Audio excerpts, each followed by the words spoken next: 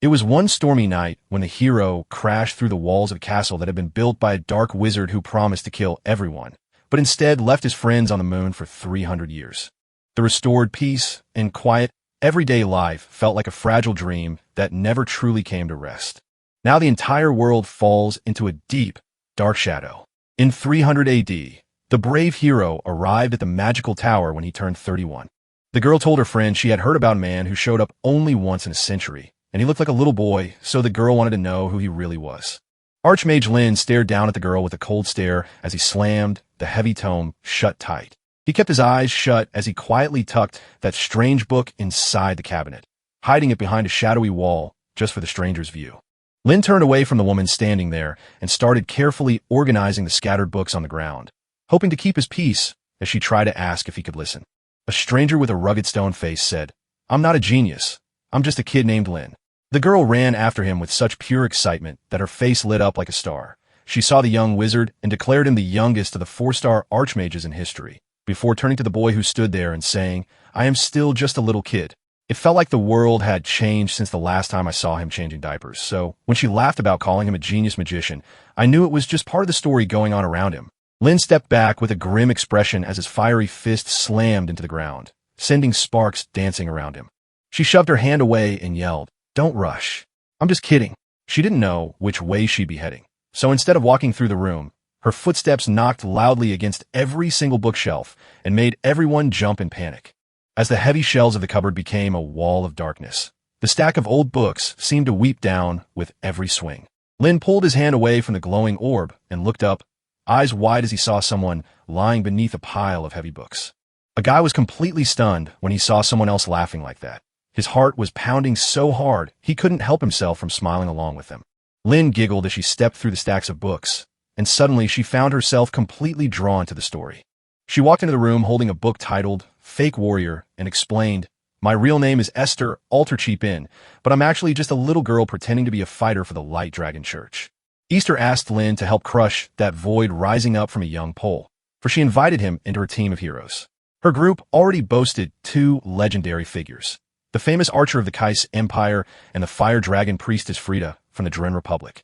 Lin gave a clear warning to Esther, "I won't let you live." The girl then asked who she was talking about.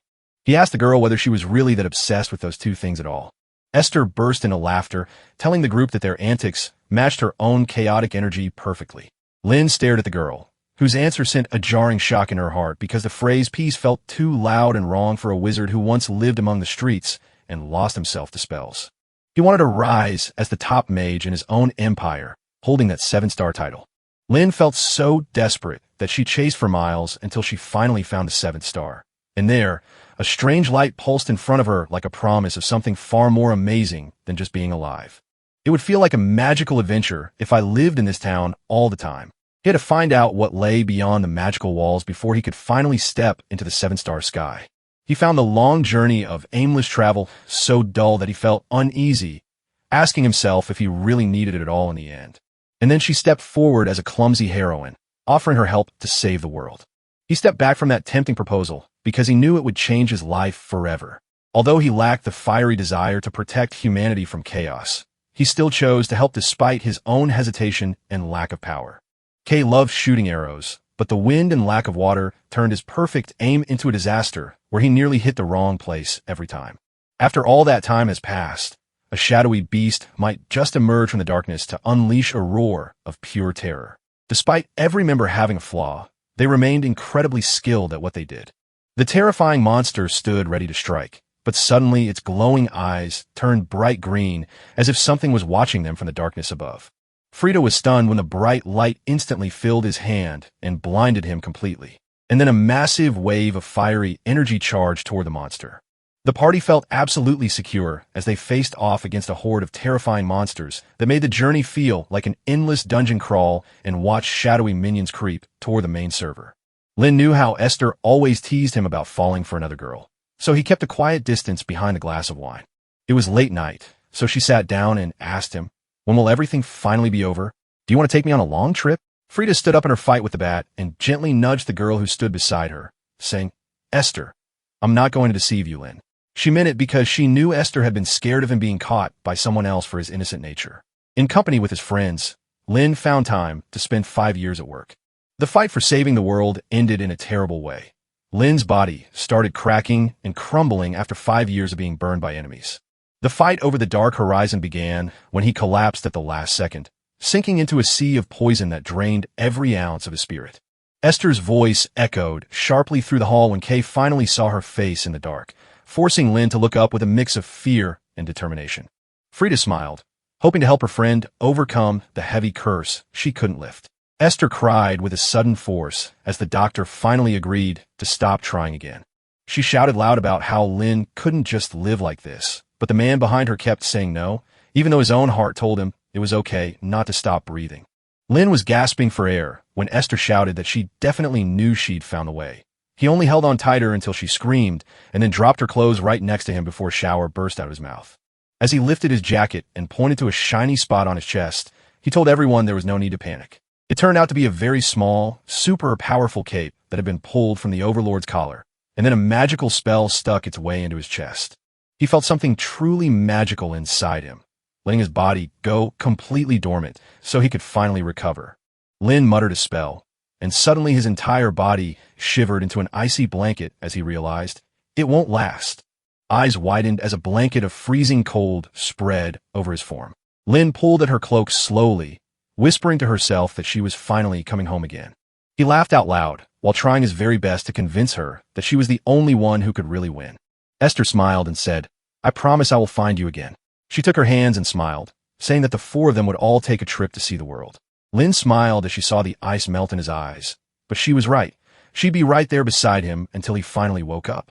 Lin struggled to hold on, his body feeling like it was being sucked into a deepening hole in a swamp as darkness claimed him wholeheartedly.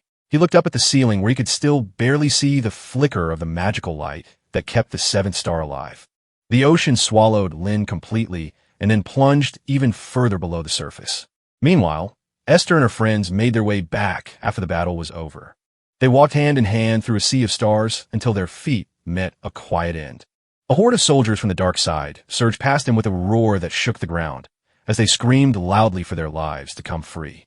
Lin stood frozen before a wall of total blackness, feeling as though his entire world had dissolved into nothing but the eerie silence that followed him. Lin blinked open wide and saw a stranger standing beside him, her face filled with concern. "Are you all right?" she asked in a worried tone before turning her gaze toward the rain outside. Lin spun around to catch his breath as the voice in the back echoed his name, causing his mother's face to shift instantly from her usual calm to that fierce, teenage look. Lin froze in his chair and stared thoughtfully at the woman who stood there, wondering how her family really got to this point. Lin shielded his eyes as a sudden beam of bright light cut through the air, knocking him back against the wall. He looked out the window and saw a strange mix of old streets and modern buildings, mixed with people all over the place. A young boy stood staring at a crowd of people in what looked exactly like a massive square filled with statues, wondering why everyone seemed to have turned around so quickly when a woman asked him why he was acting like that, and explained it was Heroes' Square, just steps away from the Vatican. She kept telling everyone about the statue she had built for a friends group. He heard his own name and turned back, stopping to watch the statue standing right in front of him. Esther kept every name and date in her hands while holding onto the sacred stone itself as a tombstone for all those who came to her service. Lin asked the woman what year it was, but the woman only replied that something wasn't right about him. Lin stayed quiet while her hands trembled as she spoke, knowing the answer was finally there in the sky, now set for 1418 on this Teresian calendar. It was a cold winter night when Lin woke up, not from a sleepless dream, but for being reborn entirely in a stranger's body. He couldn't believe his luck. Watching him through eyes of someone else felt incredibly familiar and strangely terrifying as he discovered that the memories were superimposed onto his skin. He found the ghosts of Esther's giggling, Caesar's chaos, and Frida's ash still burning in his head, yet fearing they might be far too old to ever come back. As if her voice shook with fear, Lin dared to ask who had won the final fight, yet he knew right away it wasn't worth asking after all. They wondered what happened if those brave men hadn't fought hard enough for their place in history, because when they finally achieved this victory, the world would still look exactly the same, peaceful and unchanged by their efforts. She sighed heavily and asked the man why he kept repeating these obvious truths, noting that if he climbed into the Vatican Tower, he could finally see the frozen bones of Lord Lin. Lin took a deep breath and finally said, "No, I've got nothing to say.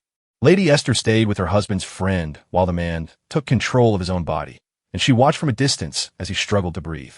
Lynn's heart beat fast as she saw her friend laugh at a heartbreaking tale. He smiled on, but the sound wasn't quite enough to hide the tears in her eyes. He remembered those final hours with Esther and realized how incredibly lucky he must be for her to still keep her promise, even when the world seemed gone. Lynn leaned in close to the statue as he extended his arm toward the plaque. As soon as he reached out to touch her, his hand quickly withdrew from her fingers, realizing that someone hadn't actually kept their promise. Lynn slammed his hand shut as he cried out, "I couldn't keep my promise." Lynn had no idea what those three people were talking about, yet somehow he turned out to be a real historical legend. The emperor himself raised an impressive statue honoring his son. So many tall tower-like figures of magical wizards and their families looked up in awe at the monument he built for him. Meanwhile, Reyna's mother stood beside her son with a smile of pure joy as they celebrated this special day together. Lynn drifted into a haze of memories where those 30 years had cast away the stone and left him with nothing but magic. He carried a heavy backpack full of old photos and stories from trips he took across continents, where faces turned up smiling bright smiles at every new place. These stories will never stop being told again and will always stay as a legend. He remembered that Esther once told him that when two people share a moment together, those seconds turn into lasting memories. He doesn't know if his past days have truly become real things anymore yet. They stay buried in the dark while he sleeps. Lynn stared at the empty space beside him, wondering what had happened when she didn't see him.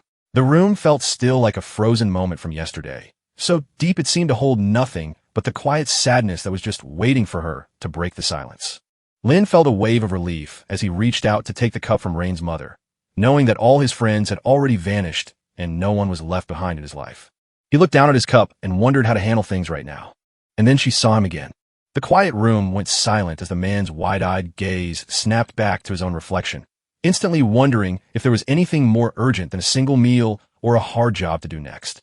The Holy Empire split its magic world into 7 different tiers of power. Lynn finally climbed all the way up to the 5-star rank for her magic spell, and it was only when she saw that a few other legends in the whole empire had reached the higher 6-star status called Sage that she knew this achievement had truly taken her by surprise. Reyna watched with a mix of frustration and hope as Lynn tried so hard to keep his story from coming to a close. She knew he couldn't quite finish it yet, but that didn't stop the girl from waving goodbye ahead of him. Lynn watched the hand reach out toward him, recalling Esther's warning. If he'd stayed behind, he could have climbed to a 6-star rank before turning gray and dying. He'd make sure he never forgets this mistake in the end of his day. Even if time seemed to move backward for anyone, he'd still fly forward to meet her again and again. But now Esther vanished from the room, and the girls waited to hear all the wonderful stories they had been told. Lynn watched as she stepped out with her mom, knowing that their hard-won bond was the only real place in the chaotic world where they could really belong. He recalled once more how many brave people could finally reveal their real identity. So he decided today himself to rise up as the strongest 7-star magician possible for everyone who ever came along. He paused at the giant statue, wondering if he should try harder to break free from those heavy feelings. He took a deep breath of fresh air from the scent of wildflowers and smiled wider than he felt, his cheeks turning bright red as he hurriedly called out to see if it was the man you were talking about. He remembered Frida warning him that showing those feelings to a jerk would only make things worse. Kay watched a few of the flowers by the side, with an eye full of wonder. Lynn finally decided to step out of the forest and dive into a new world of magic instead, because honestly, this one just seemed too wonderful to miss. Lynn sat by the window and wondered why everyone at Esther's party looked so strange, even though he absolutely loved spending time with them. Lynn stood tall as he looked up at the fading sun and whispered, "Goodbye," handing out a big happy smile to everyone else. She wondered why they had finally been separated, unable to be one again. Time doesn't wait for you. When people get lost in their lives and forget to look back, they inevitably drift toward a bright new day. Lynn dreamed up a strange question for Esther. Did he ever regret never having a family? And when she asked that, he told her he simply didn't know his mom at all. Lynn replied that he didn't even know what it was, so he wasn't interested. He grew up in the slums. If the headmaster of the school, Oireus, hadn't noticed his magical talent and taken him in, he would have lived as an orphan and died on the streets. Frida pulled her arms tight around the man's neck to whisper that she thought he was a terrible person. Lynn slammed the door and shouted, even if he had a family, he'd never learn how to love his kids. Eleanor stood there and watched Esther laugh so hard her eyes watered over the top of her head. Then she whispered sweetly, "You're too good for this." Lin let her advice slide like sand through the sea, knowing that not every pearl truly belongs to her hands. Evelyn grinned with such bright joy that she told the man all right that he'd made his life perfect again. Lin blinked open and saw himself standing in the rain, feeling the familiar ache of being a stranger to everyone else. The maid stepped into the room and bowed gently before saying, "Oh, my dear boy, I will make you a hearty morning's breakfast while you're still awake." Lin stretched and stepped over to the mirror, admiring his changed face. That spoiled 9-year-old boy from his old life suddenly came back just 2 weeks after the accident. Rain is the grandchild of the great magician family, and he's the oldest one in that big pack. Lin grew up alone because his parents never came home, so he spent his days working hard to fit into the grand expectations of a noble household. Lin walked into the dining room where she met a maid and her mother, who were both ready to help her settle in. She asked to see him if he'd have a chance to tell his dad about the meal being ready. She told him he'd certainly be delighted by it, and then Lin laughed without hesitation. Almost a minute later, he arrived at the office, where his dad was already seated at the desk. Kevin Lewick watched over his son for hours and realized how tired he was. The boy's eyes looked dark and sad as the sun set behind them. He ruffled his son's hair and watched him look a bit weaker than usual after the trip. Lin looked down at his father with a neutral expression and said, "Breakfast is done." Kevin leaned back in delight as he pulled out his hand, whispering that seeing a smile like that was everything for him to do next. Lin stopped and turned to the man who sat opposite her, saying gently, "I'm sorry I didn't ask about breakfast." Kevin had an urgent urge to go, because his new master's thesis had a magic seal right on the table, and he knew it would be the final day for the dissertation presentation. Lin asked herself if it was too late to fix her mind before she realized what was happening. Kevin was surprised when his dad finally asked him what he needed for his trip, and he answered with a grin, saying he wanted to find out how to fix the magical circle so everyone could see it in the mirror. Kevin tried to talk his way out of trouble because his mom would yell if he missed breakfast, but Lin just ignored everything and grabbed the pen instead. Lin leaned over the notebook to write, whispering that magic wasn't abstract. It was simply nature's hidden math, but when it got too loud, the rules changed completely. He decided to swap out the complex Go rune for something simpler, because the new one fits perfectly into his math equations without fighting against the hand cha. Lin looked at his father as he handed him his work and whispered, "Then I could just use that formula 41 minus 2 and get the solution right in one go." Kevin lifted his pen and asked, "Wouldn't it be amazing?" A perplexed man stared at his heartbreakingly old and ancient high spell, wondering just how hard he'd actually been trying to crack it despite knowing even the top scientists couldn't solve it all at once. Kevin looked at his son with wide eyes and asked, "How did you guess that?" Lin started digging through the old book while Rain was quietly waiting by the door, making it clear to him that despite being famous for his spells, he wasn't actually very smart at everything. Despite belonging to a line of wizards, he didn't get the magic because his family was on another side entirely. Lin had failed to reply to his dad when the time for breakfast was right, so he went on a mission to see if he could even eat together. Kevin sprinted over to grab his son, shouting excitedly as he said, "Now we can all share this meal." The little Reina lived with her tiny family, her mother, her loving father, and her 6-year-old sister. A little girl named Siri walked over and looked into the quiet room where her brother sat.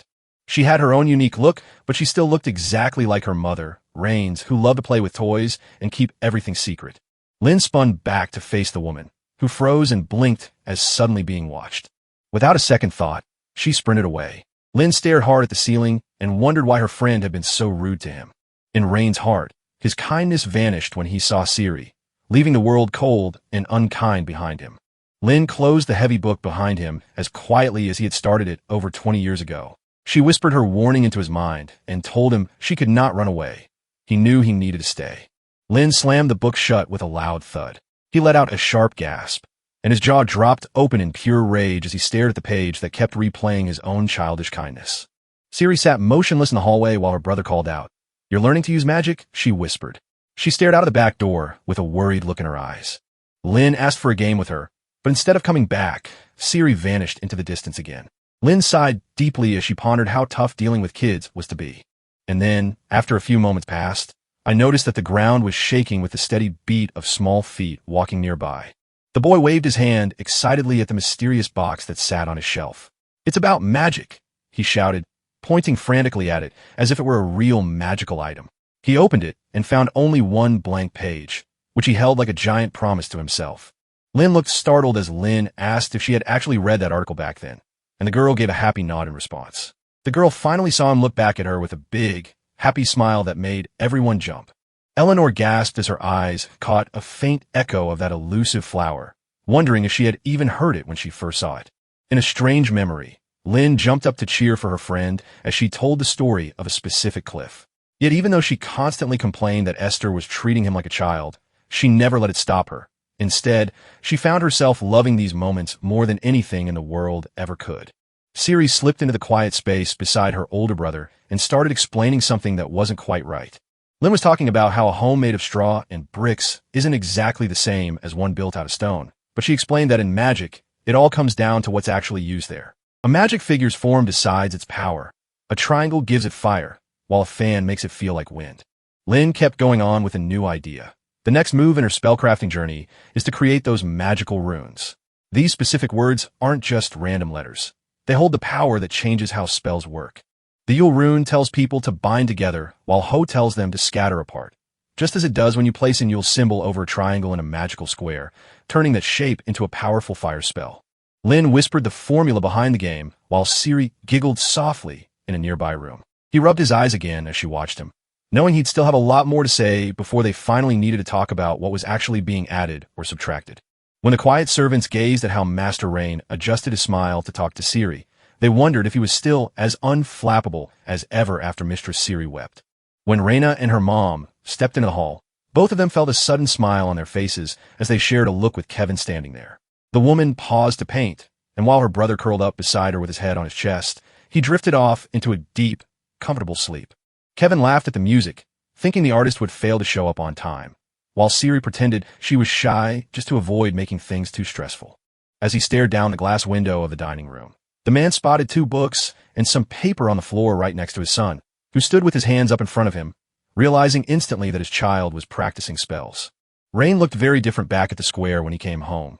The woman watched her and said, "Oh, wow. I didn't know you were so much better off being calm." Kevin smiled as she asked about the mysterious void and told her it wasn't quite like that, though he admitted he felt very much in the same place. Kevin joked about how he once became a 3-star magician while he was still a student, but when the war started, Lord Lin suddenly jumped up to 5 stars.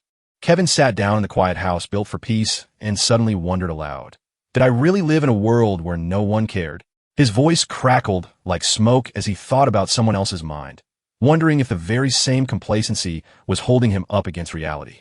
Rain took a deep breath from the cold air after leaving his room, knowing for sure that Lord Lin hadn't actually frozen yet. Instead, Kevin had somehow transformed him into an eternal statue of ice magic while staying exactly where he was when he was 18. She wanted his secrets but told him she had nothing to say at all.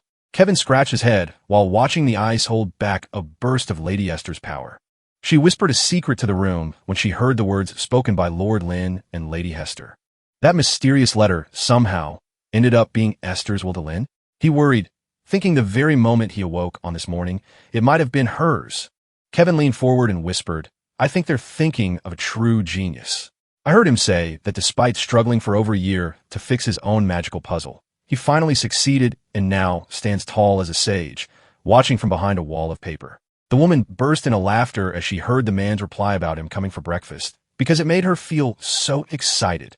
Kevin said, that's all true, thinking perhaps it was too early, but the moment struck when it was finally time to teach his family their magic. Rain might be the most dangerous magician in town, because he always reads secrets before stealing them from anyone else. The Ludwig family holds a secret code of power that is strictly reserved for their own bloodline and descendants. His wife asked, so the man didn't really think he'd be able to teach you? He grinned and said the world was okay, but he knew a better plan ahead of time. Under that bright blue sky, a huge sea of colorful tulips stretches out toward the horizon. C.S. Tulika. It's a lovely place where tulips bloom and 1/3 of its soil comes from the Ludwig family.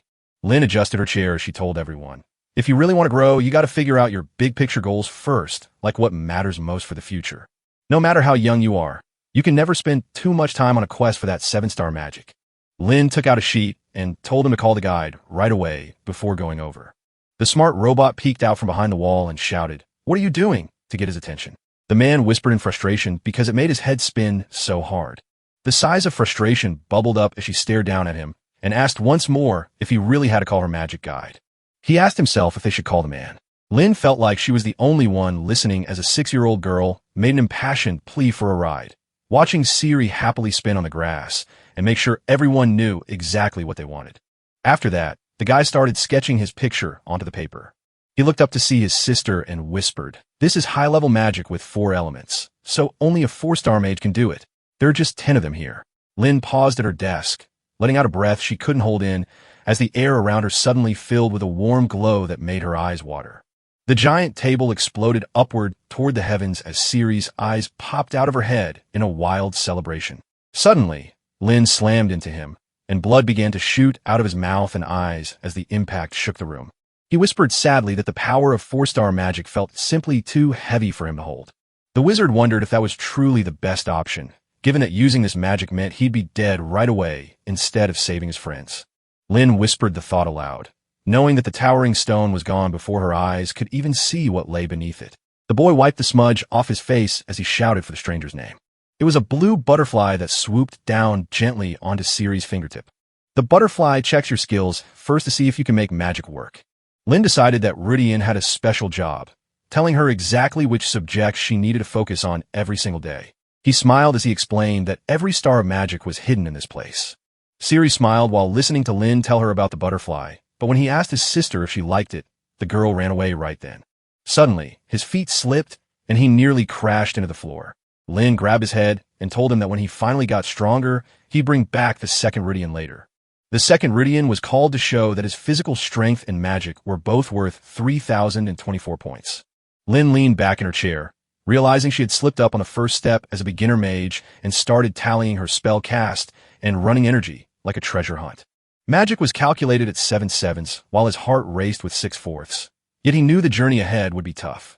Then, as he looked up, he spotted something far more precious, a hidden lineage of magic that everyone could actually learn from. Lynn laughed out loud as he pointed out the missing parts of the broken body before anyone else noticed. He recalled the day when he and his friend Esther were going on a magical adventure together, as a young wizard arrived unexpectedly during their journey. The prince stared at the battlefield with a fierce glint in his eyes, ready to prove he was the ultimate spellcaster before even meeting anyone else. Instead, he snatched a blade from his belt and marched straight into the ranks alongside his friends, leaving Lynn behind to wait for someone better. But nobody noticed that he had great skills. Lynn had a single powerful blow that would have easily taken down the villain. Lynn stared at the fallen man and felt a strange mix of doubt and awe as he realized their past didn't matter anymore. The man stared at the beam of light that was coming from his own heart, wondering if he had finally found peace when it disappeared into nothingness. The guy watched his own reflection in her eyes as Lynn deflected a punch, realizing she had already won everything. He fought hard and just wanted to get back at him. Lynn finally understood that her own family's ancient magic was helping to save everyone in Ludwig. Observing how a spell flows gives you exactly which kind of magic your enemy is wielding, and when they match your skill level, you'll get the edge regardless of who used it first. He looks like a majestic blue-eyed dragon that only one person has ever dared to look at for years. It looks like Belle wants to sneak her own magic into Belidius's pocket while she secretly keeps it for herself. That one curious black eye was the very thing that made the Ludwig family famous as a group of people who steal things from other families with their magical powers. He stood tall in the air, feeling sure that getting through life had finally been won. But then he paused and wondered if magic was really just his superpower or if it was something he needed to build with hard work. Lynn ran straight home and immediately grabbed a book from the library before Kevin came in. The old wizard sat beside the young apprentice and asked gently, "Did you ever think about your own magical heritage?" The apprentice nodded slowly as he remembered his father's ancient spells. He asked the question seriously, wondering if it really was so late. "Yes," he replied, eager to see if he could finally catch up with the train and get there in time. Kevin smiled as he nodded in agreement about the plan, knowing it wouldn't hurt to learn first before diving into the theory together. Since they were already on a mission now, that Elin was his mentor right from the start whenever he was back at the academy to teach her personally. Lynn kept asking about Elin again, just to find out if she knew who she really was. When Kevin nodded, he told her that she wasn't a normal person, but rather a wonderful one from Delighton with amazing magical skills, and most all of them, she was Annielin. They remembered meeting her 6 years ago, but a stranger had arrived at the school library. She walked into the quiet library, her face a sad cloud as she watched a new book settle on a shelf. She leaned in close to Lynn as she watched him move away, silently. Ellen slammed her book shut with a loud snort, gasping for air as she tried to explain why that brilliant professor had somehow walked right up to a really unloving little kid and wanted to train him himself. She lunged for the boy with a look that made him jump when she told him to be ready. He smiled at her as she said, "Who are you?" and then corrected him with, "I'm on Ellen." As she looked through the glass, the girl shouted, "You must speak up now. Tell her you're Professor Elin." Because those dull words wouldn't make sense to anyone else, and she couldn't take it any longer. She stared down at him sharply and said, "Don't ask me anything else after I've given you one lesson." Lynn set out to learn the true power of the Ludwig magic because no one else wanted to steal her secrets, yet she did not want anyone else to know it either. She sat back in the chair with a heavy sigh, ready to prove what she knew today. She blinked, and then those eyes shot up with a sudden burst of brilliant light. As she looked deep into the girl's soulful gaze, Lynn suddenly realized that not only did he freeze, but his entire body had gone still. His eyes widened as he admired how the same blur of light made him feel so special again. Elin laughed with a smirk as she closed her eyes while the man cheered her name aloud. And she shrieked, screaming that using this spell required calculating 3 incantations simultaneously, a feat no ordinary person could ever imagine. Elin felt a thrill as she watched Lynn jump into action while the crowd cheered. They were both shouting at once about his boldness. Yet even with that energy, Elin couldn't help but realize it wasn't just luck. It was something much more powerful waiting to happen.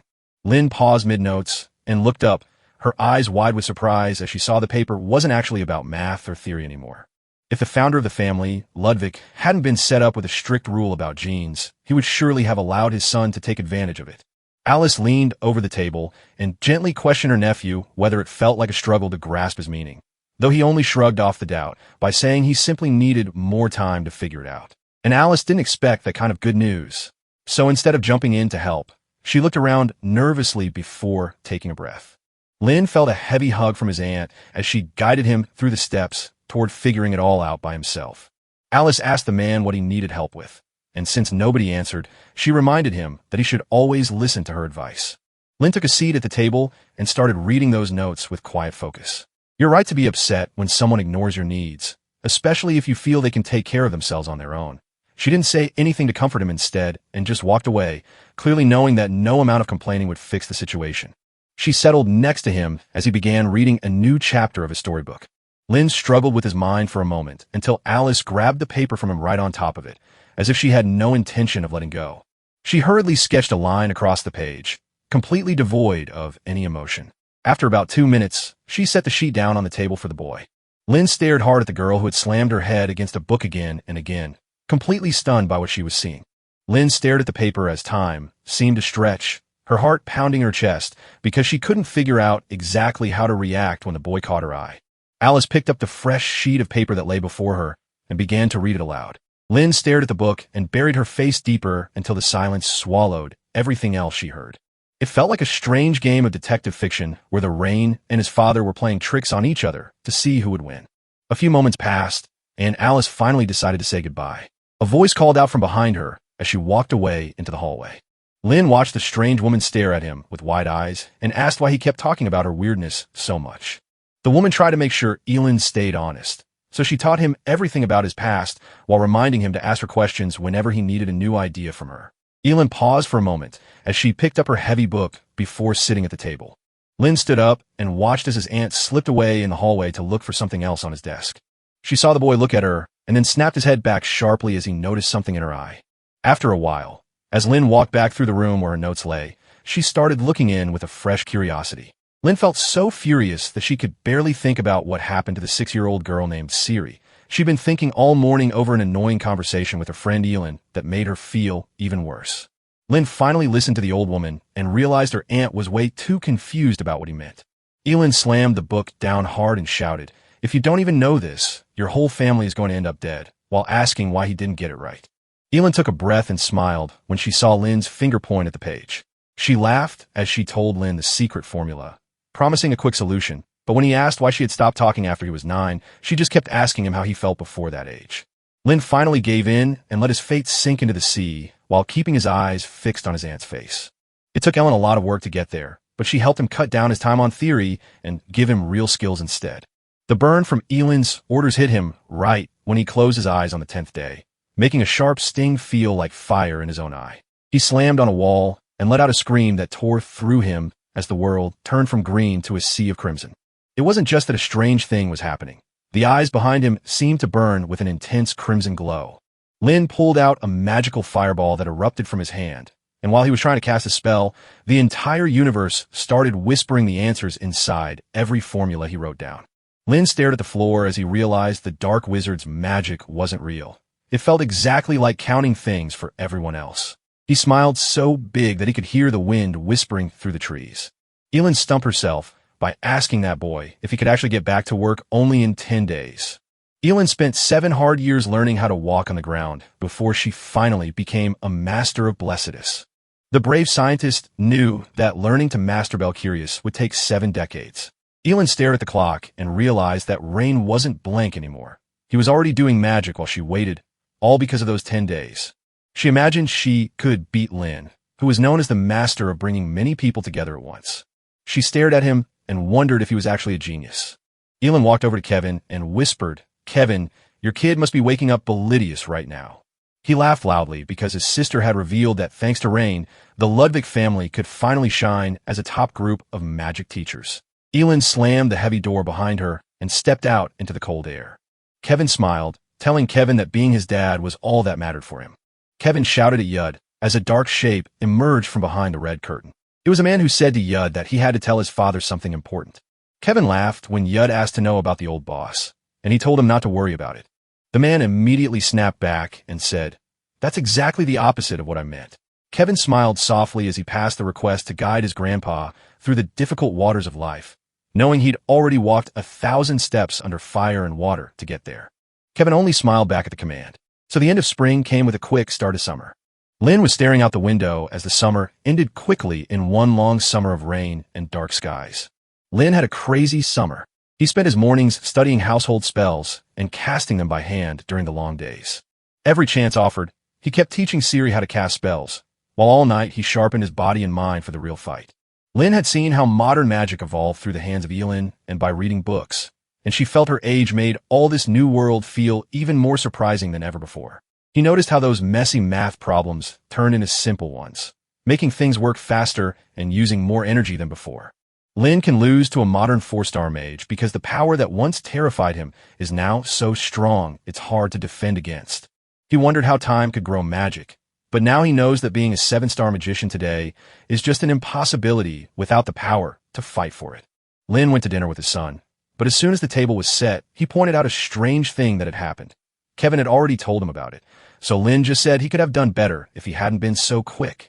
A little boy decided to leave home for a trip to Magic Lands, but he told his dad that taking 3 years was too long.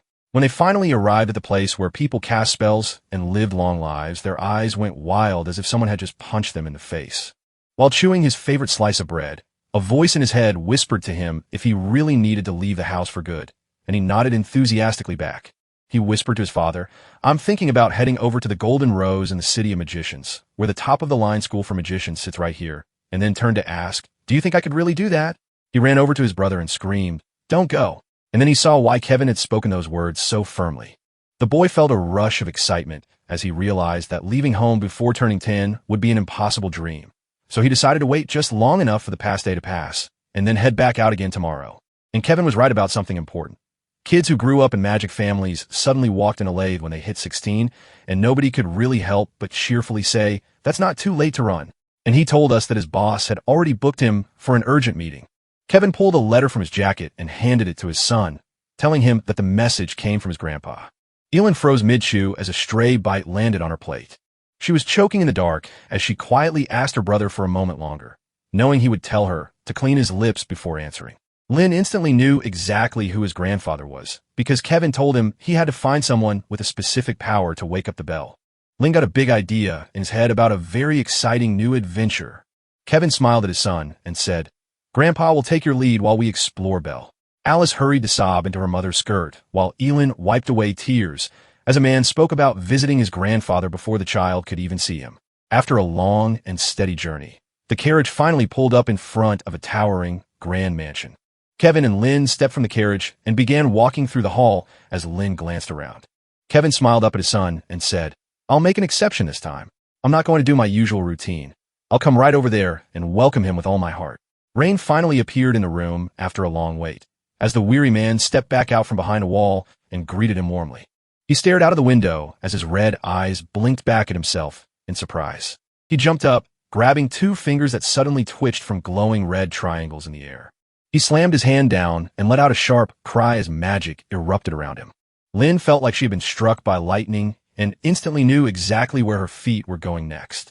The room began to tremble as the chandeliers spun in a graceful dance and books slipped from their sturdy stands, leaving everything suddenly silent. The fear in Lin's heart was the biggest thing she had ever seen. As she watched the elderly man stare at her, he seemed to be asking if she could truly understand him now. Meanwhile, Skalti felt a sudden rush of power that made his hand glow even brighter as he knew he could not let anything leave him. Lin quickly took a deep breath and turned away from the crowd as the lights inside his room began to dance in time with the music he was playing. As soon as he touched it, the spell felt like a ghost that vanished right out of existence. The man told her that Belle was beautiful, causing Lin to instinctively tremble when he spoke. He looked down at him and suddenly saw his eyes turning into a blaze of bright red light. Scoutsie whispered that a hidden spell could command the visible spells of all living beings to move where he commanded. Lin leaned forward as if she was about to cry, but instead she caught a grin of surprise on his face after he pulled her back into the hospital bed and talked about it all over again. Lin burst into joy when the old man asked if he could join him trying, but Kevin only nodded with a sad sigh behind him. Scaly's darkened eyes told him learning Belle wasn't enough. True mastery needed her complete understanding. Lin was so surprised by how low the boy scored, whispering, "Oh, I really don't know what level this is anymore." Meanwhile, the other boy laughed heartily as he thought back to his own ability to handle high-level spells like a 5th star. It seemed like the boy had to work very hard before he could even wonder if he really needed magic, because he was still way off it. Lin heard the news that it was only a long journey, so he looked up for confirmation. He pressed his question against the wall to see if something could actually happen at all. Scally fell flat into the abyss while the boy yelled for help, screaming as he ran toward the edge of the cliff. Scally promised his training would be incredibly tough, but he decided to master how to do it correctly. He turned away with a sigh and told everyone he didn't like being called rude. Then he made up an excuse about the weather to try and smooth things over before they got mad again. Kevin turned around with a grin as his dad finally hung up the phone, saying, "We should grab some drinks soon so we can check on Rain." Kevin didn't expect he'd actually see his dad again, so he squinted hard before he realized exactly who his parent was. He didn't look down. Instead, he waved enthusiastically for his little brother. Kevin stood over his father with a heavy heart, nodding as he said farewell before the cold winter arrived with flakes of snow falling all around them. At this very moment, Scalce and Lin are out playing outside, and a man reaches up toward the clouds with his hands open wide. He catches a brilliant, quick flash of light in his palm and yells, "I'm going to be able to use Belurius freely now." Lin slammed onto the floor in panic because his grandfather was yelling that he'd missed the chance to cast a quick spell before the battle started. A thunderclap shattered the air right where a young boy stood on a grassy field, sending him skidding backward while a distant man shouted over the noise, demanding to know why his grandson would be watching an army cast its dark spell. And Scaldy felt a deep sense of pride as he realized his own brilliance. If he taught him just one trick, he'd understand it all by the time everyone else did. You have to learn how to see well and unlock the secret magic hidden inside your mind. Lin scrambled up the stairs while his grandfather explained how much harder studying could get for a boy like him, and the old man promised he'd be right there with no regrets. Lin shouted back at him that he understood everything. The bright fireball glowed in Scally's hand as he shouted to his grandson, "Now! Now!" He watched from the corner of his eye and felt his heart skip a beat because he had to tell his grandson exactly what was happening. If he tried to avoid it now, he would end up dead next time. Lin pulled his boots tight and looked ready for a big moment when he suddenly felt something click through his mind. Scalzi rushed forward and whispered a signal to the boy so he could act quickly. Lin screamed so hard as he grabbed the glowing bell size from his belt, his eyes turning instantly into a brilliant yellow. As the fiery blast neared him, he watched his heart race with every second that passed. Scalzi roared like a thunderstorm and yelled, "Run now! Your grandson's coming in seconds." Lin watched as the glowing orb pulsed inside him, eager to learn how to use Belle Sidious's power before even realizing she was being mesmerized by it first. A bright red glow flooded his eyes as he watched his ball shrink to nothing but a speck before bursting into a full, blinding flash of color. The sudden flash of fire turned into a rapid dance of glowing lights as everything inside his heart suddenly stopped moving. He was the grandfather standing back, but now he looked like a shadow made of digits. Lin gasped as he finally understood how his heart could suddenly glow with a warm light, then watched the rest of his world dissolve into complex patterns that danced around his mind. He looked around and realized that he really needed to rethink how he was calculating his provisions for tomorrow. He gently extended his palm, ready to cast a new spell. Suddenly, a piece of news slipped out of his mind and told him exactly what happened. There are two triangular shapes packed into a 23-kilometer stretch that hold only 17 heavy loads each. A sudden burst of electricity erupted from his mind as he was about to make a move. Lin had finally given up his magic after a long struggle, but then Scouty grabbed him right on the spot before he could hit the ground. Lin took a deep breath and shouted, "Grandpa, can we try?" When Scaly jumped over the water with a joyful laugh. Everyone cheered because he had finally solved his problem and could now lift his great wand without any trouble. Lin watched the man breathe for once and saw Belle, curious, awake in his arms before he could even say hello. Scalzi wondered how close he had come to becoming a ruler in his 30s, knowing that one day this young man would be able to rewrite the Empire's story. Lin woke up and realized the day was coming. Scally said, "No, I won't touch your plans, but I'll tell you what I've learned along the way." He looked sternly at him and said, "When I turn 16, you have to sign up for the class." He stared at the empty room as if nothing was happening, his heart racing with a silent scream of unspoken disappointment. Scully told him that if he graduated from the university with the highest level, he would be the one to meet Archmage Lin. Lin nodded in agreement, though he quickly added, "I'm not very interested in this. I just want to get back to doing my usual stuff." Scally smiled, thinking about how Esther had written a note that made him feel exactly the same way. So yes, he is definitely interested in what she had to say. Lin was stunned and couldn't believe he'd found an old letter from Esther. Scoutsy whispered that nobody could wake up Belle curious until she was 14, and now he knew he had a new gift to help her discover letters. Lin's eyes widened in shock when he saw his reflection for the first time. He knew exactly where he stood and how long he had been there. The tale turned into a saga where friends followed each other down a winding road after reading Esther's message. Scoutsy walked back to his spot right as Lin, who had burst out of her closet and started running for air, grabbed onto him and sprinted toward his door. Lin spent roughly 6 months waiting for his time to pass by the entrance exams at Deland. He realized he needed to go south sooner than usual before those doors would close forever. Kevin asked his son if he wanted to go into the magical city after the exams, and his answer echoed back, "I'm heading there because all the secrets are already gathered there." By the very last day of the year, a hard-to-pass entrance exam finally kicks off for Deland, marking the start of their first full semester in May. His mom suddenly saw the drop and asked, "Are you sure?" While she felt very anxious because he had no one protecting him. Kevin knew he was doing exactly what made Rain safe, so he just nodded to her and walked away with a big smile on his face. Lin looked out at the vast blue sky and tried to think back to when that moment actually happened, wondering if she could still claim it was a true memory. Lin stood on the 13th day of his long journey and was suddenly caught between two worlds, one where he walked through the quiet woods and another where people spoke loudly to him while he sat quietly. He discovered himself in the Garam area, tucked away in a tiny tavern neighborhood with plenty to eat and drink. What was amazing was seeing everyone walking past in their traditional bamboo hats.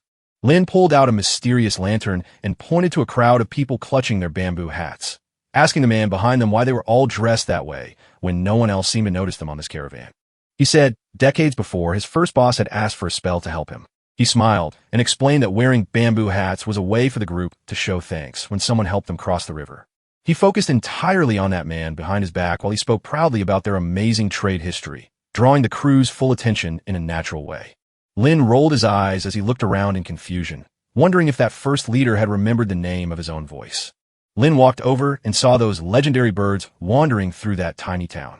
A weary man warned that something bad was coming down the mountain toward the bright sunlight, and suddenly ferocious monsters tore through the air, leaving countless people lost behind him as he watched with fear as his troops arrived to crush the evil. They are monsters made from the depth's twisted shape, looking like animals that are actually terrifying things with magic. So even if all you destroy them, they won't vanish at all. Lin stepped back, believing that as long as the beast didn't beat him up, there was no real trouble at all. They slipped into that deep bamboo forest under the dark moonlight and felt like they were walking together.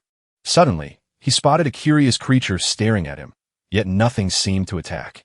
Maybe this beast had just detected the difference in magic and instinctual fear. Lin sighed and turned away from the scary monsters, knowing this wasn't anyone else's worry. The monster-slaying team has decided to take care of the problem right now.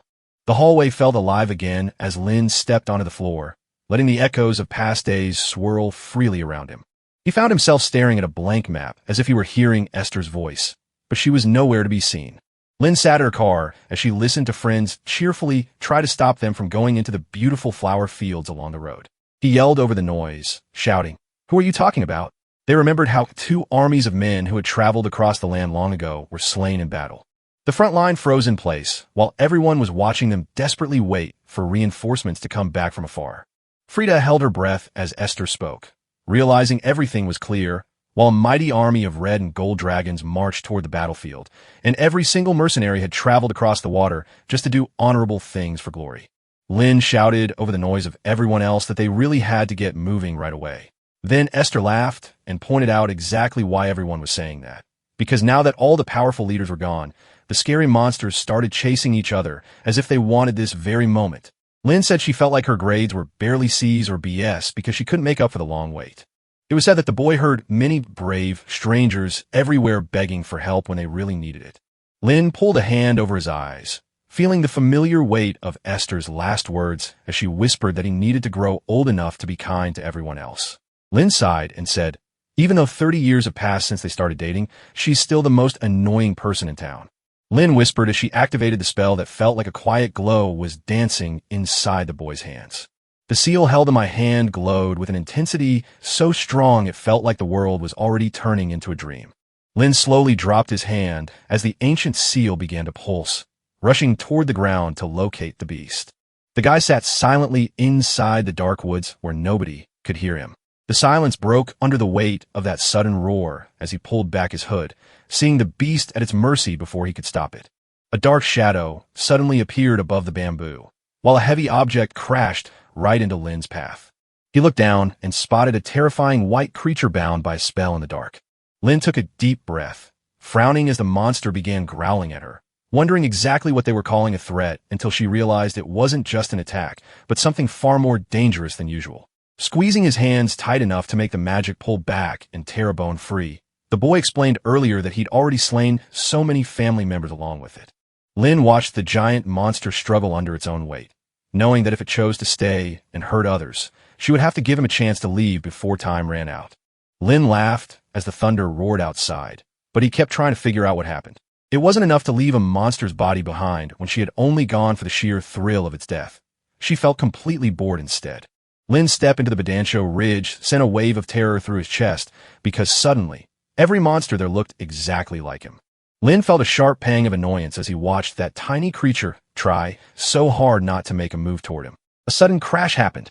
Instead of his magic, a bunch of arrows flew straight at those monsters. Lynn spun her head around and spotted 2 other people standing high up. Lynn noticed that the figure's strange look was almost like his own, then slipped up by calling out to Case. They scurried and dropped into the puddle as the world seemed to slow down for a moment before they realized their feet were right under the water's edge. It seemed like a conversation that went beyond just checking in. Lynn asked whether a friend was all right, but the moment she turned to him, the air suddenly felt heavy with the smell of old liquor on the street. He walked over to the old woman and whispered, "Monsters just keep showing up around town. Nobody ever told me not to watch them when I was at the gate." The second stranger climbed down, whispering about his mission to save those who needed protection from the guards of a mighty palace, and smiled with all his heart. The silence stretched thick around Lynn as he stared at the empty chair, wondering why someone else had come out with the perfect plan for Case. He scratched his head, realizing his mistake, because a friendly friend had already given him directions, making it much easier for him to figure out where exactly he was going. The 2 strangers exchanged a quick look and then exploded into laughter, though they didn't say anything back. Lynn was a bit grumpy now and scolded the group, demanding to know what they were giggling about. A quiet night fell as the last of the old people settled on their porch, leaving the stranger who once knew everything about Kissland behind him. The valley where the castle's gate stands is a cliff of misty limestone known as Kissland, and it feels like a hidden secret that only Kay can see after his great defeat in the deep dark below. Kay founded a school for those who love shooting arrows, and this time the strangers weren't just kids. They had already proven their worth as arrow experts. They also told us that when the old guard first came back to the school, they saw the teacher watching them closely before letting her go home. Lynn laughed as she watched the drunk guys, wondering if archery really mattered in school when the whole school is drinking on festivals where anyone can buy their own drinks without cost. He leaned over her shoulder and told her that it was a perfect time because today was a festival of free alcohol and everyone needed to taste the drink themselves before they could grow up. Alcohol seemed like the way to get to the stars, so his friend joked, "Well, I'm an educated man, isn't that funny?" Two guys watched as one tried to sneak out and talk nonsense while the other stayed behind guarding the scene for their kid. Lin was pulled tight against the boy's chest as he sprinted down the narrow street, screaming to his friend to get off and run straight into the old wooden gate at the end of the village. The man walked deeper into the woods and told everyone that the path had been covered by falling leaves, which he claimed were still here. He tried to shove everything away with his hands, but there was too much left behind this year alone. Lin watched as the guy kept chatting while she scanned the room, and suddenly they were both silent in a strange silence. He listened as the boy whispered, "If I climb those wooden stairs down here, I'll see the training room." He pointed out where the road went down when he saw a stone looking exactly like a tombstone right in front of him. Lin stared at the stone and watched as his heart shattered in a violent split, while his original belief evaporated away instantly. He asked Lin why she shouldn't make a wish before leaving for that place. Lin kept asking for a second time, and suddenly the man beside him began to ask why she hadn't realized yet that she truly had no idea. And then he told everyone, including those at the Tomb of K's, that making a wish there is often how people ask for help or protection. Lin didn't believe him until she heard him joke and realized how stupid it must be to pretend that wasn't true. Lin trembled as she spoke, wondering why some graves had no foundations near the road and how her own cage could possibly become a great hero. Did that guy even know what happened to this ancient tomb? He sounded pretty sure he wasn't from this land either. He asked his friend, "Do you know where the Archmage Lin might be hiding?" Lin felt her heart skip a beat when she heard the truth about his deep knowledge. But instead of being surprised at all, she looked genuinely shocked by the fact that it had been such a well-known piece of information he knew so easily. He told Kay that she thought Lin was going back in his heart no matter how long he lived. Lin wasn't sure what happened after his dad died and felt so embarrassed about being buried alone when the village grave was actually in the yard. Instead, Kay stepped up to say that Lin might not have come if he had been there with his father's grave. It was like a dark night where Kay was asleep, but instead of quiet, Lin felt his heart pounding as he screamed in rage over his own snoring and the choking smell of alcohol that made him so mad.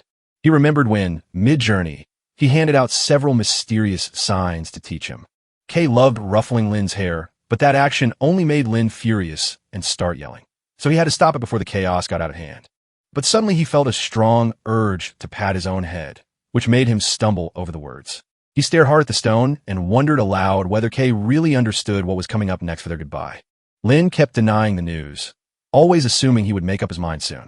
As Kay looked up, his gaze froze mid-air before he could breathe, and then a cold shiver crawled down his neck as the darkness in his mind shattered into glowing white light. Suddenly, Lin stopped her running and looked back as a shadow loomed over the room behind her. The mad guy sprinted through the woods and didn't notice the path for miles before he slipped and fell on his side. He crashed down, but he didn't rush to get up. Instead, he breathed hard, waiting for his footing to catch before he could stand. The sky turned deep purple as dusk settled over Lin's cliff, and she found her courage by sitting silently at the very top. He thought he had to take Kay's grave with him one last time before saying goodbye. He remembered Frida, so even though it was getting late, he couldn't wait anymore and went straight to tell her she was home again. He stared at the old man, thinking, "I must apologize for what I said." He looked down at Kay's face in front of him and wondered if he could take the chance to ask her for forgiveness. Lin watched the sun dip below the horizon until he could feel nothing, then simply lay still on the grass, as if the world had turned into a blank page waiting for him to find something real. In that dark night where the stars seemed to be hiding their eyes, he remembered how a little boy named Kay had found his own eagle flying through the clouds right before it vanished into space. Kay couldn't seem to find his target when he was so drunk and confused about where the guys were pointing. Kay stumbled back as his legs gave out, so he couldn't even pull the gun. Esther once said she was too scared to tell Kay anything at all because they didn't have a common language. Kay snored so loudly last night that he was awake for hours, making the whole room feel quiet and heavy. Lin didn't know what to do with that feeling of laughter coming from the corner. He suddenly jolted back from his memory, only to find the man staring at him with that wild grin so loud it drowned out all other sound. So loud, laughter quickly melted into a roar of tears as Lin held up both palms to shield his eyes from the noise. Years later, he got up from the dirt and walked slowly through a dark forest, watching the trees sway in the wind. As he stepped out onto the dusty path toward the old village, he finally saw a dark stone in the distance. It was a tombstone that had stood there for generations before he ever left. Lin stepped closer and felt the rustle of dry leaves as a brilliant red light seemed to glow from his hand. Lin shook his head and slammed the rock down hard with one swift shove as he tried to smash through it. The scorched branches drifted up like smoke, while a solid rock stood silently watching from the center of the road, feeling completely unharmed despite being burned away.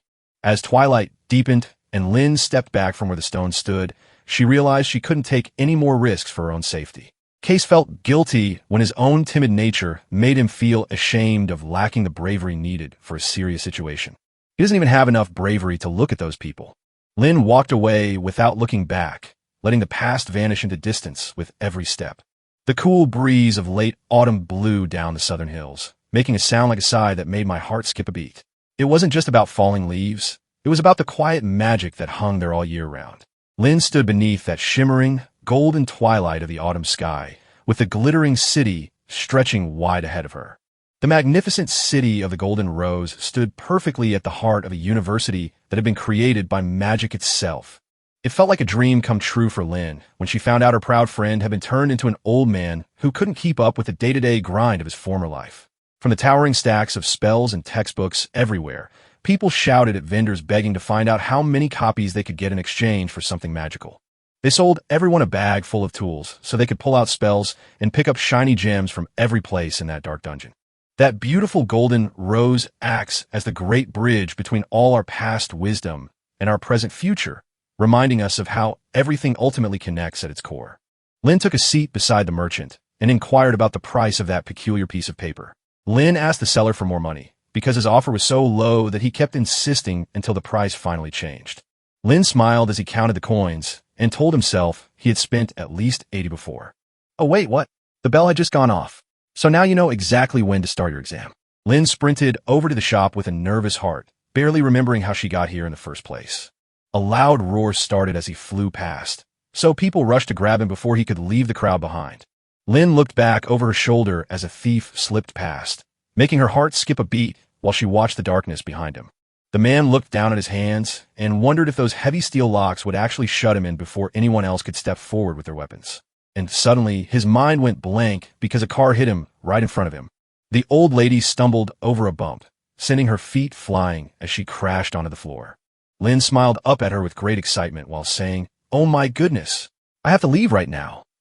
The grandmother whispered softly to her grandson, explaining it was the precious family heirloom his father had kept since they were children so he could study for the entrance exam without fear. Continuing to murmur, she asked for help while her elderly neighbor stood up and walked away. Lin turned his head toward the door and felt a rush of dread in his chest as his mind screamed at him to stay back for the test. Yet, standing there, he saw that Esther was already talking to him about what she needed, so he just watched her go, knowing now would never be another day. As Lin drew nearer to the old woman, she pressed her hand against the doorframe and asked, "Did that man take anything from you?" The man frowned and gently pulled back his coat, stopping the elderly lady right in front of him so she could stay there instead of rushing away. Lin chased the thief down the alleyway until she found her way to the high, dusty roof, where she soared up into the night sky, thanks to a powerful spell. Lin felt furious as he stared at a fire in his hand. Suddenly, a brilliant beam of light appeared behind him, causing him to scream when the thief tried to reach for it. A whisper echoed from the back as his hand brushed his shoulder, letting the silence hold him in place until he finally found what he needed to hear. The girl slapped his face hard as he tried to pull her back, then leaped for the stairs shouting, "Move out," she screamed. A bright light flashed as she dove through the darkness, and then suddenly, a thief hesitated, watching notice how much sand began to climb up behind him. He stared bewildered at the shifting sands while they climbed higher into the wind. The girl yelled out to the thief on the other side of the street about stealing from the Golden Rose, and she told him to give credit for it, because he picked up the baddest idea today. A girl sat atop a pile of golden sand while beneath her toes lay two powerful sand knights who held their swords up high.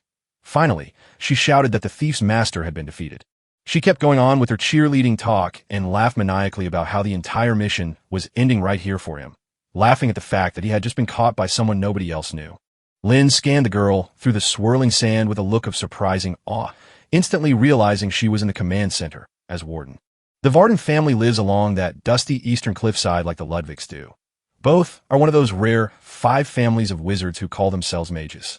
Years ago, before Lin finally woke up, he spent countless hours meeting other people at family reunions. He learned that the very act of trying not to be a failure could actually make things better. She slammed her hand down hard on his shoulder and yelled, "He is a descendant of magicians, even his oldest brother. Did you hear me?" He's certainly not being shy at all. Lin never let his feelings show up in front of anyone, even though she was always acting like a genius at first meeting him. Lin looked at her hands and felt a mix of dread and excitement as she realized she had been wearing the exact same uniform for months, the very same uniform that had made the thief come looking for her.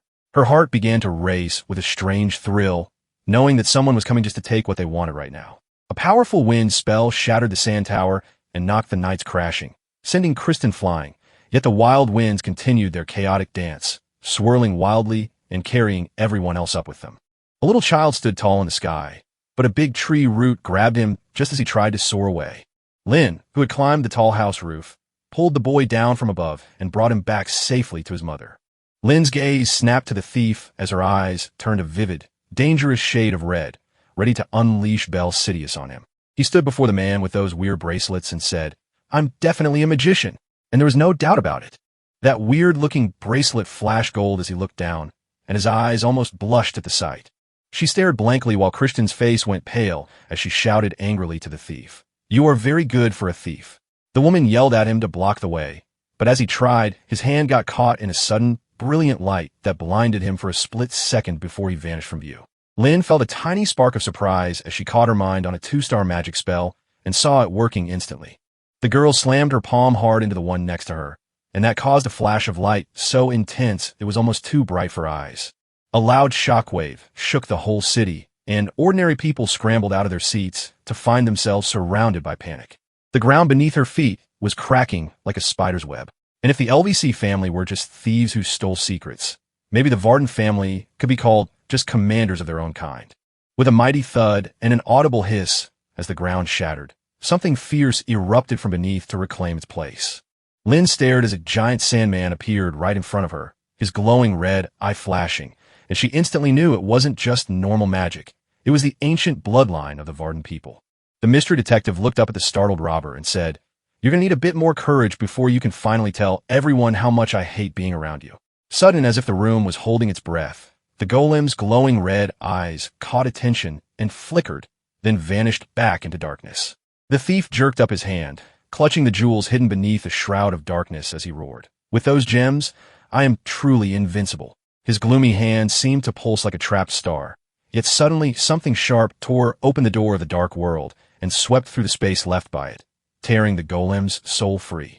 Golem's eyes turned black, and his form began to crumble into a massive pile of dust on the floor. After what happened, his glowing blue eyes burned bright crimson as he shook off all other worries. The thief stepped forward, eyes narrowing as he saw the golem's plan fail, then turned to warn him not to be too sure about what was coming next. But before he even saw him swing, a bird flew right into his hand and turned that giant thing into little bits of paper. Lin stepped forward and smiled at Kristen, telling her that if she revealed the strongest card immediately, they might finally find a way to strike back. The boy shouted to the goblin as he swung his sword down, saying that even if one person had a powerful spell beforehand, nothing was ever truly guaranteed to succeed. Lin didn't even pause before twisting his hands once more. Now he was casting a spell that turned those magical touches into an invisible shield. The thief screamed desperately and ordered the golem to hunt down every child in sight. The goblin nodded at his new master before slamming his hands together, ready to smash the door shut. Lin looked at the room and realized he had to pull out his fireball so it could make a full circle around him before anyone else moved. The boy raised his hands high, and with a mighty splash of water, he shot a jet of fire directly at the giant's eyes. Christian, who looked as soaked up as Lin, leaned in and whispered to the stranger if they were all about water mages. She explained why even though water is usually scary to humans, her golem survived because she didn't cast a 1-star spell. The golem stood up, and suddenly a strange, blinding red glow washed over its face as if it were waking from a deep sleep. The man who stole the money laughed so hard he almost broke his leg, but then he pointed to the empty house and shouted, "How can you brag about this?" Christian slammed the guy into the wall and then sprinted back for a second before he slipped out of sight. Meanwhile, that golem didn't even pause before running in a rush toward its master. Lin finally moved his hands up high with another spell and saw the golem face off against a mighty rush of rushing water. The loud voice came from the back of the room while someone else finally cracked the silence down on them, making sure the man could hear clearly. "You got to figure it out," the shout went on, pushing him forward so he couldn't look away from what was being said. The man wouldn't stop shouting at her to make sure she didn't waste time and finally died. Lin kept pushing forward with his spell as he battled the water goblin one by one. A few seconds passed while the eerie crackle started ripping through the golem's chest like thunderous shrapnel. He noticed the guy was getting spicier as he started spraying water all over that scary stone monster. The goblin turned away, watching as the last of his fingers began to disintegrate right at his very eyes. She wasn't too broken, yet to swing again. That's exactly how the golem figured out what to do next. Lynn scrambled backward as she was grabbed by his collar, her hands flying across her body to pull herself out of the way. A giant arm slammed its hand down, knocking the stone floor right off its feet like it was melting away. Lynn stared at the shiny metal and suddenly realized he wasn't trying to steal anyone. Instead, he was just playing with something from his old life. He felt a strange tension in his hands, as if he were holding back his own secret magic. Christensen yelled from the floor, thinking loudly about how the man was working to avoid getting hurt. Lynn felt his heart hammer against his ribs as he leaped forward, ready for the spell's true power when suddenly a brilliant light erupted between his palms. I spotted that the single star spell was gone from the table only moments ago. Lynn stepped in to fix the broken magic, and suddenly the ancient rules were rewritten again. Lynn dropped his magic wand, and the spell started to peel off the floor like a stubborn rug being pulled apart piece by piece. From these cracks, those little plants sprouted and wrapped tightly around the golem's body before collapsing inward on themselves. It took about 2 minutes for that giant creature's body to be carefully secured and shoved down to the floor. A single root slipped lazily over the golem's face, knocking back one of those bright red eyes for a split second before sliding out again. A giant stone guard stood frozen in place, its skin cracking like old parchment as a shadowy figure sprinted toward him. But beneath his feet, roots began to grow fresh and strong again. As Lynn walked through the dark corridor, he pulled down her wrist and shouted, "What's that?" So when he took a closer look at the object, his heart sank as he suddenly understood why it was so strange. It wasn't real. It was just a memory sticking out from his own head. Lynn looked up and saw the man shouting at him, then said, "You stole it," before the man laughed in his face. The guy wondered if stealing control of an enemy's magic was just like having a magic circle written on his own chest. He had the power to draw up to 2 stars at once. In a frantic moment, a thief stumbled upon a terrified child and demanded to know exactly where he had been traveling while trying to summon instant spells. Lynn stepped aside from the crowd and turned his back on the man, letting his thoughts wander as if he wasn't supposed to see him at all. Lynn walked over to the old woman and handed the object back, saying quietly that she would give it to someone else later. The elderly lady walked away from the gathering, clutching a strange object as if she was holding treasure, while hundreds of people rushed out to cheer for what she brought home. The crowd erupted in cheers as Lynn and Lady Varden got the compliment. Lynn froze when he heard about Lady Varden's exam. The little boy didn't even look back when he cracked his neck and started running away. A mysterious stranger in a tattered cloak stepped forward toward the locked man and thrust his blade deep into his chest. A mysterious figure dressed in dark cloaks walked up to a lonely woman lying on the floor and asked her name. When Krista saw the mysterious stranger, she immediately understood who he was, Professor Caroline, who had warned her about the strange situation and gently reminded her to take the time to think carefully before acting. She smiled confidently as she stepped off the ground, knowing her mistake and promising to stay watchful in the future. And then she joyfully questioned the professor about seeing that particular boy. Upon closer inspection, she found that his spell-casting speed matched exactly with hers. The girl told him she could beat her own heart, but when Krista looked at the man, she felt a little doubt about his true power during the test. Professor Caroline asked why that handsome guy was standing right in front of him when he needed to show up for his final exam. Krista looked at the clock and realized the exam hadn't even begun yet. Krista sat quietly and stared at the professor because he would never let her take anything that wasn't accepted. The woman wanted to hear if she got a break from the rush, but the man told her that he had been thinking too hard about everyone else all along. A girl's laugh echoed as she shouted, "That guy should exist just so we'd have fun," while she smiled up at her teacher, wondering if having them would actually help the school succeed. The professor sighed and didn't answer the question, then quickly nodded in agreement. In her quiet office, Caroline flipped through Raines's file. It was filled with nothing but plain facts. He hadn't won any magic contests and never showed up to anything else. Maybe that brilliant genius prodigy could be the special one destined for the Ludwig family, sent straight from heaven by him. But then the woman saw this man have worked as a secretary to Scottsy Ludwig's boss for 3 long years. She felt a tiny bit flustered when she realized her old friend had actually been a master of magic who led Osiris to the moon. It wasn't about who he was related to. The real game was just whether he had that raw talent and power in hand. They walked away because the boss refused to let anyone succeed. Professor Caroline spent a moment wondering if she was merely an assistant before realizing that her son had been chosen as one of the 8 most talented students. The woman found herself smiling at her own reflection as she thought about that moment. Professor Caroline called out for her assistant to come back and talk to the doctor about a special meeting. A bright ray of sunlight pierced the open window in her rector's office, making her wonder if some ancient stories were just coming back to life again. She laughed as they told her that luck never stops, even though talent seems to arrive all at once. These kids might come from the Rackland, Rivendell, Harriman, Melv, and Chak schools. The school gates held their breath as 5 eager students from different campuses rushed in right away, turning the usual rush into a lively scene of anticipation before they even stepped through the doors. The Varden family sent a brilliant child, yet they might face challenges along the way. When the principal spoke about how the war between the magical families and the schools had become too complicated, he told Caroline that getting into those student fights wasn't actually nice, even though it did make this a unique adventure for her. Medelia Page of the Latent's principal explained that she had to tell her students about their professors. While Caroline was meant to keep an eye out for any trouble, it wasn't always a good idea to do so too frequently. Caroline turned away from the desk and pointed to a box of papers, asking the man what had happened. The woman whispered, "I guess it's time for some serious planning now." Then she asked, "Do you think we should actually decide right away?" The rector told her to share even more, but when Caroline replied, "I think there's another genius out there," the room went silent because no one knew if it was just a new idea or something far more important she hadn't noticed yet. Medelia asked her friend if they had any new classmates she hadn't met before, but the reply came back negative just like that first time. She questioned whether this was the kid she'd given a special exam for, and Caroline just laughed, saying nothing would ever match what she saw at the family meeting when she got there. Medelia explained that despite her best effort, she kept hitting her hands like an angry storm. Caroline said she thought Ryan Ludwig should just let himself have a go without anyone touching him.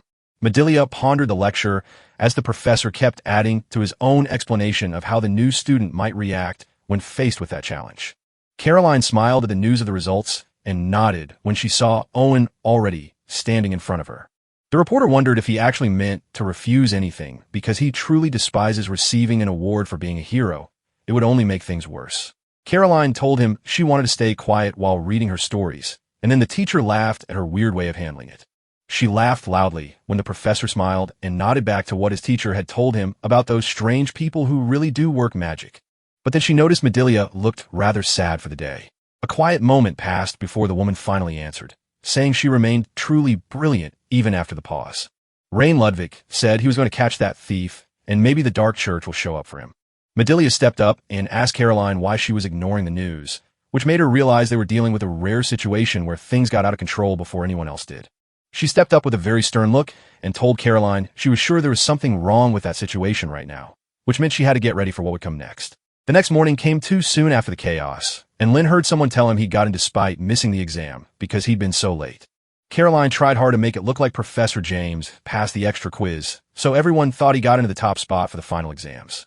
Lynn took her hardening exams with a brave heart, knowing she didn't want anyone to think she was failing in front of everyone. The guy stepped back from the door when he heard the loud noise and waited for his chance to take the test again.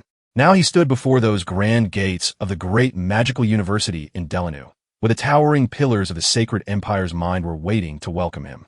Lynn wandered through the halls feeling really bored as he stared at his own empty classroom and wondered why nobody seemed to care about him anymore. Years ago, when the world was full of strange spells, he spent time with a young girl learning how to make things grow and change himself using magic. In this day and age, every lesson he learned from the people who raised him came straight out of their own hearts. Even today, he wasn't thinking about learning anything new, but right now he's figuring out exactly where Esther hid and what was on her way home before she disappeared from his view.